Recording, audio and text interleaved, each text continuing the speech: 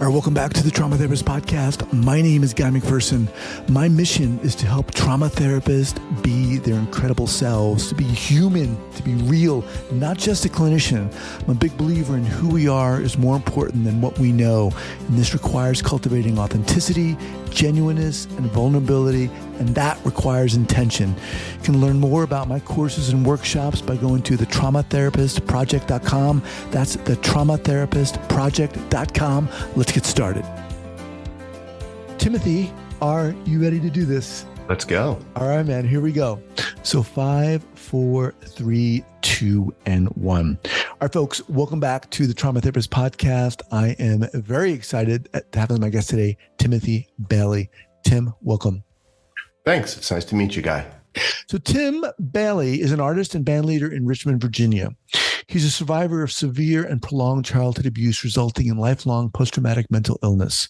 His acclaimed debut album, Timothy Bailey and the Humans, traces his narrative from despair and isolation to hope and connection.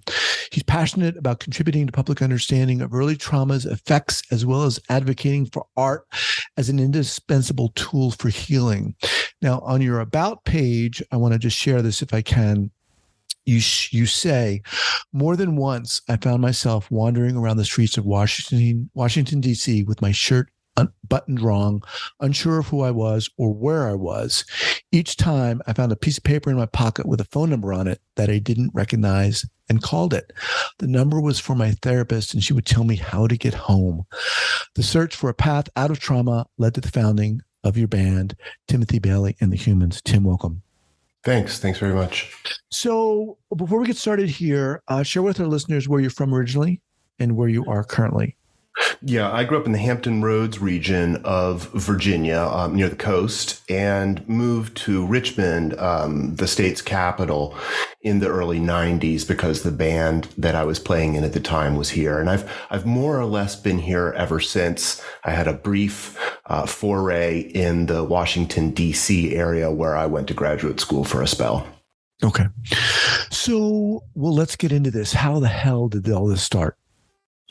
Yeah, well, I think that there's no way around the reality that it began grimly. I was abused by my parents, beginning very early. So was my sister. We both left childhood with serious psychiatric conditions characterized by profound dissociation. And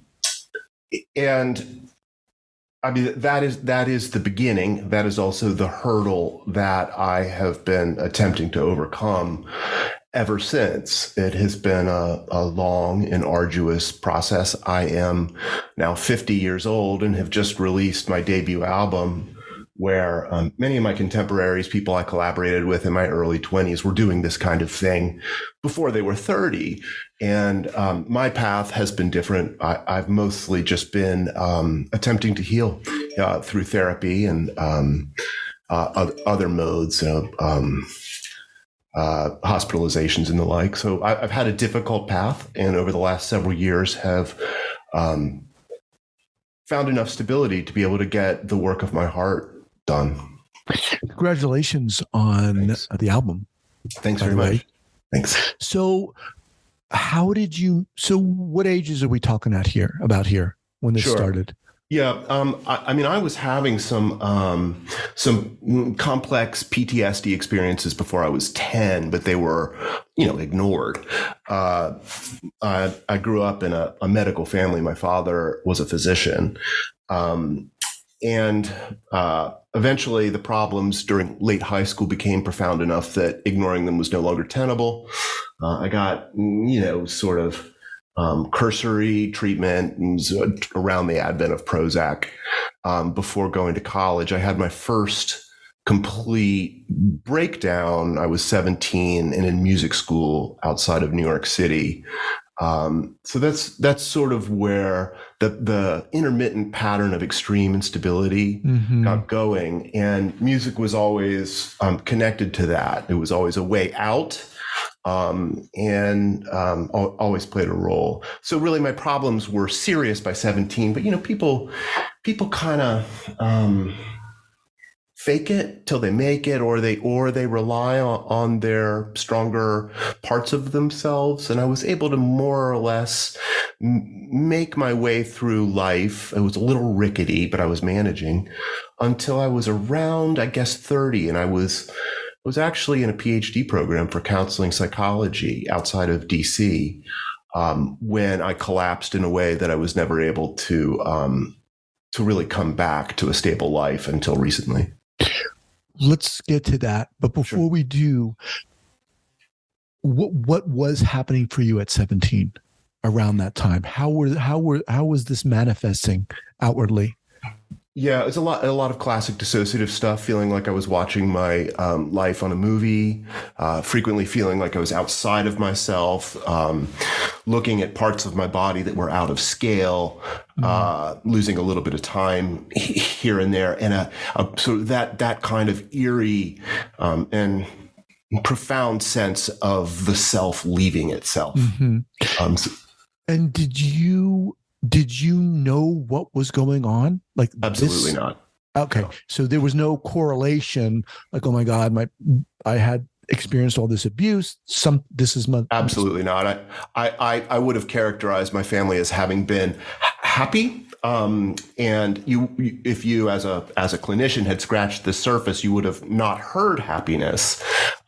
You would have heard terrible stories that were being mischaracterized as normal or as games. But I did not know in myself what I had experienced. I didn't know how to characterize it properly.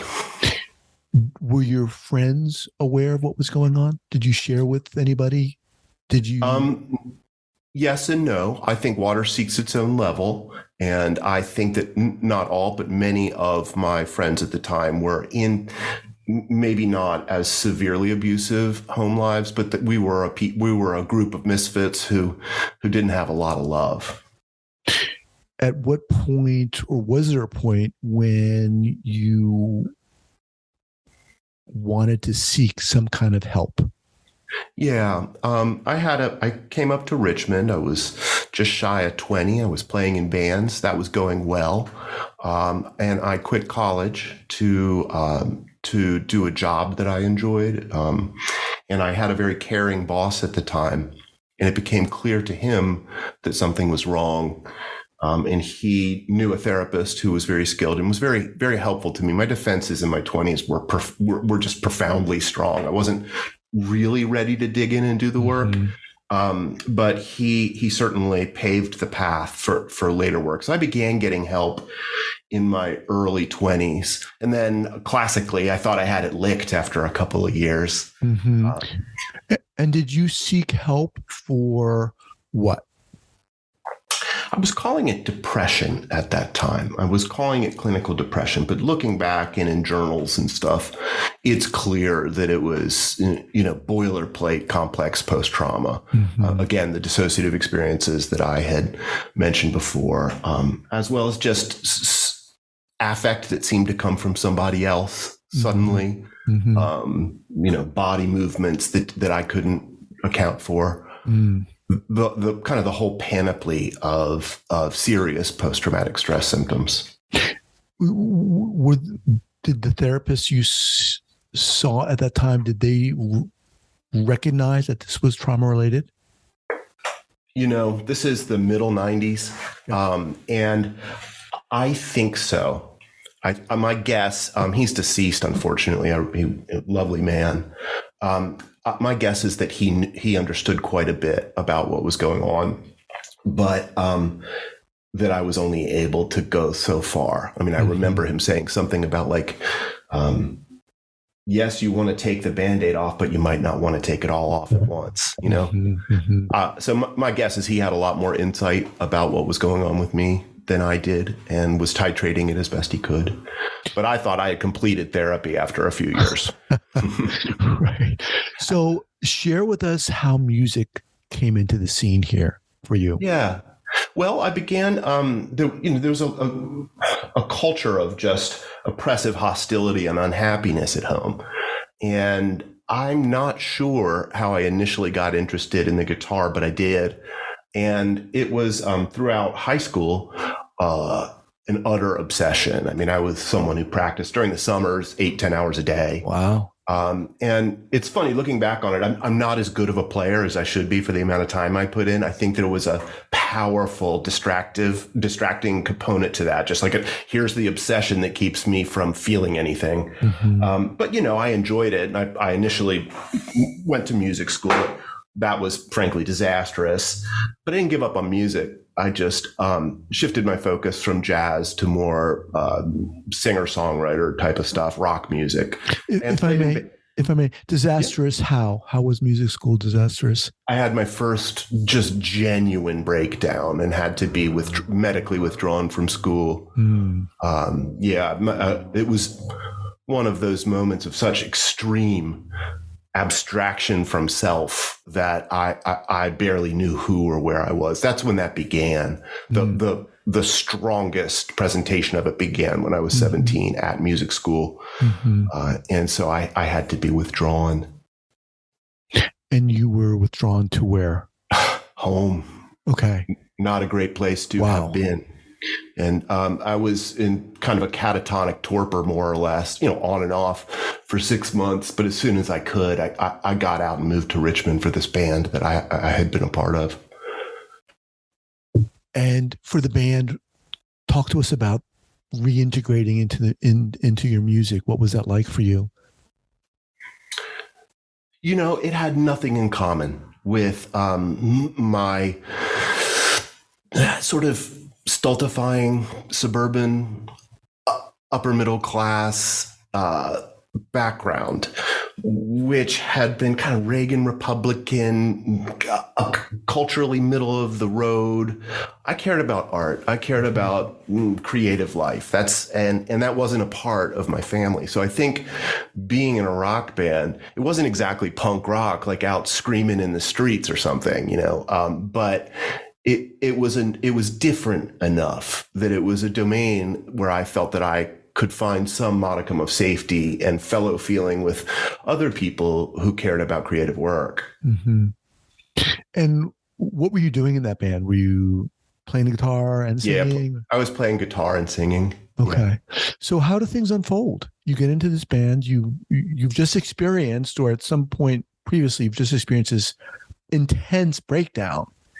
Yeah, I had my MO, I don't think it's unusual, was after the intense breakdown and purported recovery was to deny that I'd had the experience at all. Not externally. I would admit it, the facts of it, but I wouldn't admit the substance of it to you or to myself.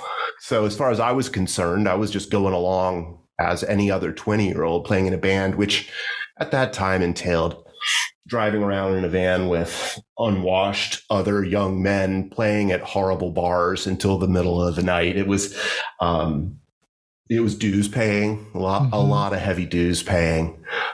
It was an interesting time. That was right after Nirvana. And at that time, there were still record companies in a way that there no longer are that really did throw sums of money at young and promising bands to make a record. And, we had our brushes with that. My main collaborator in the band later went on to be a very successful musician in his own right. Mm-hmm. So it was formative and wonderful. But after a few years, I was burned out, and I just frankly wasn't doing well mentally. I needed some other path. And what was that path? I was convinced that I needed a more professional path. I grew up in an education system and in a social milieu where there were high expectations. And so I thought I was supposed to be a professional. And that's when I kind of put myself on the path towards going to graduate school to become a therapist. And? Bad idea. There should be a club. There should be a club. Cliffhangers. Yeah, I'm sorry. There should be a club for those of us who go to all the trouble of applying to and getting into competitive PhD programs only to find out that what we really need is more help. And that I could not be any more that person. So I wound up at the University of Maryland. Actually, it's interesting. Christine Courtois was in the first graduating class in the counseling psychology PhD program that I wound up in. Oh, wow. I picked a really good place to completely come undone, because when that happened, which was a few months into the first semester, it was the kind of thing that I couldn't fake my way out of. I'd sort of, before being in a band or going to public school, it wasn't that challenging. A smart person can kind of thread the needle. But when you're in a PhD program like that, and you've got research responsibilities, you're beginning to do practica, there's coursework. Man, if you're not on it, it's going to show. And it was too much adult life for me at that time, and the collapse was dramatic, public. I lost the ability to move or speak in the graduate student lounge. And the little clip that you read from my bio on the website addresses this time of life. I lived in DC. I managed to remain homed, but that was always a question. My therapist at that time was actually sharing office space with Dr. Courtois. And I was lucky to find her. I was in several times a week therapy, sometimes with phone calls in between. I benefited greatly from the Psychiatric Institute of Washington's trauma program, both the day program and the inpatient program, on and off for a couple of years. Really it was life-saving. So at this point, was there a recognition that you had experienced trauma? It began. It actually, I think it was evident. And I was at that point admitting that there had been anger problems, but I was having just wild abreactions that I didn't understand in flashes. And I was prescribed a little bit of Klonopin. And the first one of those that I took, I think it kind of unwound all the obsessive binding that had kept things close. And that's when it just I was living in a world of eclipsing terror. And it became clear that, there was specific memory attached. A lot of that has still taken a long time to be able to face. I don't know that I'll ever have a complete autobiographical narrative of all the things that happened, but I'm 20 years into this, and it's not like it's all processed, but it was a flood all at once. Can I just say, first of all, I really appreciate you coming on here and sharing this. And damn, dude, your journey is so intense. Yeah. And your ability, and I realize we're scratching the surface here of everything, but your ability to manage however you did is what's the word? I can't imagine going through what you've gone through and being able to do this. And I just want to acknowledge the fact that you're incredible to have done this. Thank Jesus. You. Yeah. Thanks, Guy. Look, it's part of why I've been reaching out to people with platforms to discuss trauma. It's kind of weird being an artist trying to get an album out. Like, that's a hard thing these days, especially when you're a 50-year-old man. Like, there's kind of a resounding silence when you put it out there, and suddenly it's on Spotify, along with 80 million other songs. And then there's this other piece of me that is really eager to talk about trauma survivorship and finding outlets that have any interest in the overlapping Venn diagram there is difficult. So I'm very grateful to be here and to tell this story. I also have to say, like, I guess I guess it is a story of resilience and of survivorship. It's still not easy. And the self-states who are presenting themselves can often step up and appear quite strong and competent, but I still struggle. And I don't anticipate that ending, although it has gotten better. And the one other thing I want to say is I haven't done it alone. For someone with the kind of level of sadistic violence in his past that I have, it's somewhat of a miracle that I was able to have human relationships at all, including most primarily with my therapist, but then also with caring friends, without whom I wouldn't be here. There's that Beatles song, I get by with a little help from my friends. And for me, it's like I would rewrite it as I get by with a huge and ongoing, constant, nurturing support from a small group of lovely people. At what point? Well, there are a couple of things I want to ask you about here. I'm curious about at what point you said, you know what, I want to share this with other people. No, yeah. But before we get that, I also want to ask you, when did you get to a point where you kind of felt like something or someone was quote unquote helping you work through this? That began in the later months of 2001, beginning months of 2002, and that's the therapist who I refer to in that little piece from my bio. I wouldn't be here without her help. I happened to have fallen apart in a place at the University of Maryland where we had a list of therapists. Someone knew to call this particular therapist who had experience dealing with the toughest cases. So I've had help the whole time, but as you know, accepting that help can take years. Mm-hmm. Developing the trust of that one person. I always think of it as similar to, the story of Helen Keller learning the concept of water from Annie Sullivan with her hand under the well, mm-hmm. and having the letters written on her hand until it all clicks. Like, she's communicating to me about this. Mm-hmm. For me in therapy, that was a years-long process. I was a people pleaser and would go to therapy to be a good boy. Mm-hmm. But it took quite a while for me to trust that the enterprise existed to help me, mm-hmm. And to develop that trust. So the very beginning of 2002, developing that trust took a couple of years. And then it's been ongoing since then. Was there, can you name something, particularly specifically that did help you or help you realize something? Yeah, I'll tell you. I mean, I probably wouldn't mention this in another podcast, but given the title of yours and who I presume your listenership, some of the transference stuff was sexual.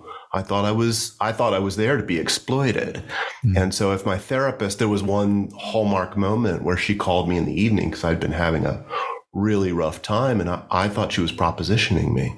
And I told her rather than stuffing that down. And that became a moment of, that the fundamental concept of working through the transference. That was the moment. Like once I really believed that wasn't what was happening, mm-hmm. That's where I think I really began to benefit from, what they call the real relationship. So that was one moment very early on where I realized not everyone was there to get something from me. Also, I've benefited from inpatient stays at some of the sadly now defunct trauma inpatient units where, at least back then, it was a little bit of a bare knuckles brawl. People weren't as worried about titrating stuff back then. And I really benefited from the confrontations that I experienced in some of those programs of like, no, this really happened. You belong here kind of stuff. Interesting. So that confrontational, why do you think that specifically helped you?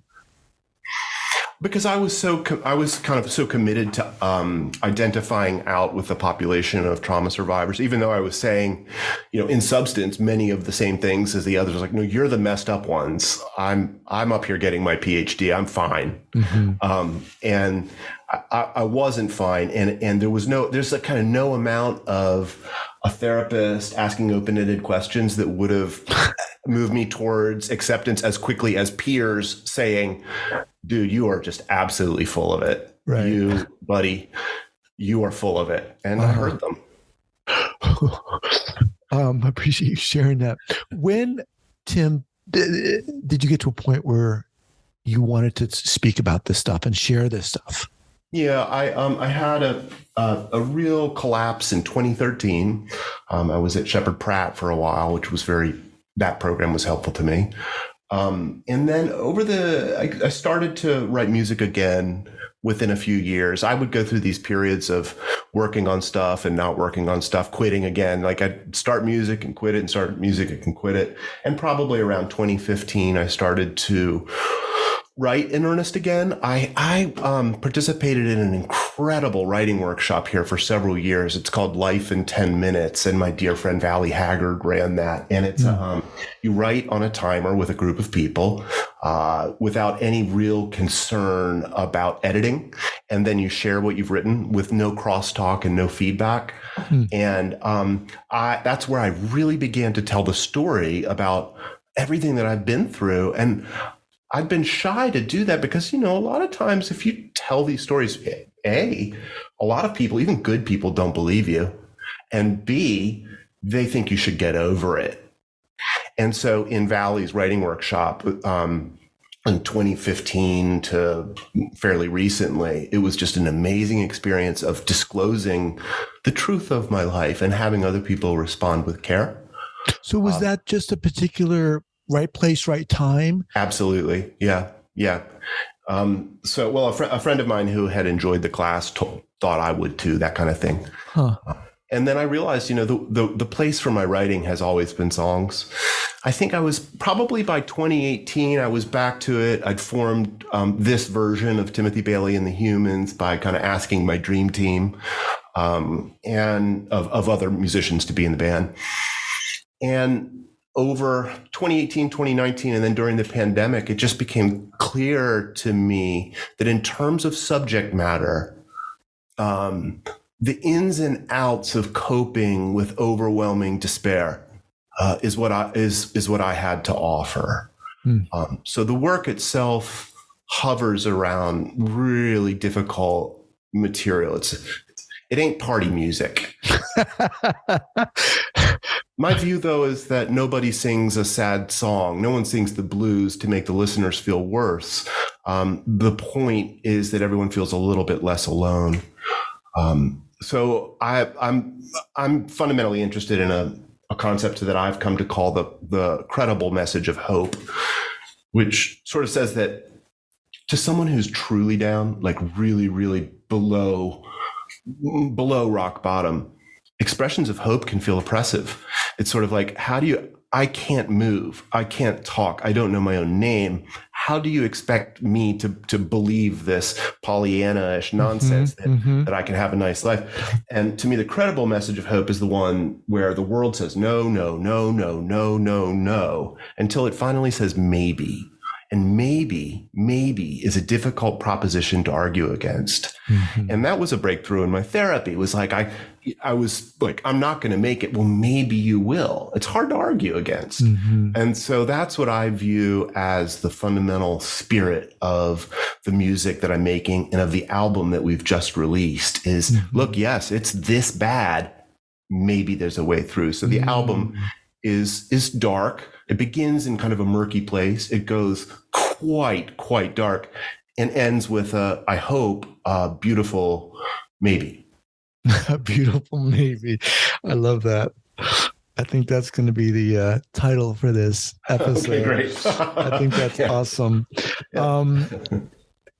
One of the things I admire about you is how you seem to keep moving. You're moving along. You're doing your music. You are putting your soul into your music. Is there any concern? Is there any thought like, okay, I am 50, I'm making music. How can I be making music about this real dark shit? Mm-hmm. Maybe I should. Maybe I just should sing about happy stuff, and that might help me get noticed more so. I one of the co-producers of the album, and really the person who was able to get a lot of the necessary people in place, my friend Bob. It's always been a part of our friendship for close to 30 years, talking about being a creative person and the struggles. You kind of get a gallows humor about the inevitable disappointments you have as a creative person. Mm-hmm. But I found myself recently saying, Bob, do you ever wish that you had a different passion, like maybe, I don't know, dual ledger accounting? And he said no. He said, no, come on, get real, man. So no, boy, for me to sing happy songs, like I actually have this is maybe a bigger topic, but I have a really strong view that a lot of the times what passes for art in trauma survivorship is actually propaganda. And it's toxic positivity a lot of the time. And I think ironically, what survivors need out of art are safe spots, safe places to experience art's inoculation effect, where you deal with the most difficult material in art. It's one of the beautiful things that art allows us to do, is in titrated doses encounter the worst parts of life. And for me, that's The Road by Cormac McCarthy, or The Bluest Eye by Toni Morrison has been really important to me. And I think that sometimes we can think that art is supposed to be where you go and you make a nice picture of a flower or something to quote, feel better, when in fact what you might need is a place to express your rage and your contempt. Sometimes I worry that culturally, and then specifically even within trauma survivorship, we can try to put too nice a face on our creative work. And when we do that, we deny ourselves an important place to work through some of the most difficult issues. Wow. I feel very strongly about it. Look, I would love to have you back at a later time. I think there's a lot more to talk about. Again, congratulations on the album. What's the title of the album called? The album is self-titled. It is called Timothy Bailey and the Humans. You can find it at Bandcamp, but it's also on Apple Music and Spotify and all those places. Okay. And we'll also have a link on the show notes to your website. And obviously people can get it through there.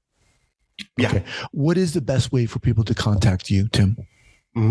Thanks for asking. The email is hello@timothybaileyandthehumans.com. Bailey has an E, so Bailey. Humans.com. Awesome. Look, you are incredibly inspiring, and I sincerely mean that. And I just love the way you strike me like this intense you're moving, right? You keep going. I'm trying. There's something very powerful and beautiful about that. Thanks, man. I appreciate you coming on here. Hey, I appreciate your kind attention. I really do. All right. It's good to be heard. I appreciate it. We'll be in touch. Love to have you back. Thanks, Guy. Take care.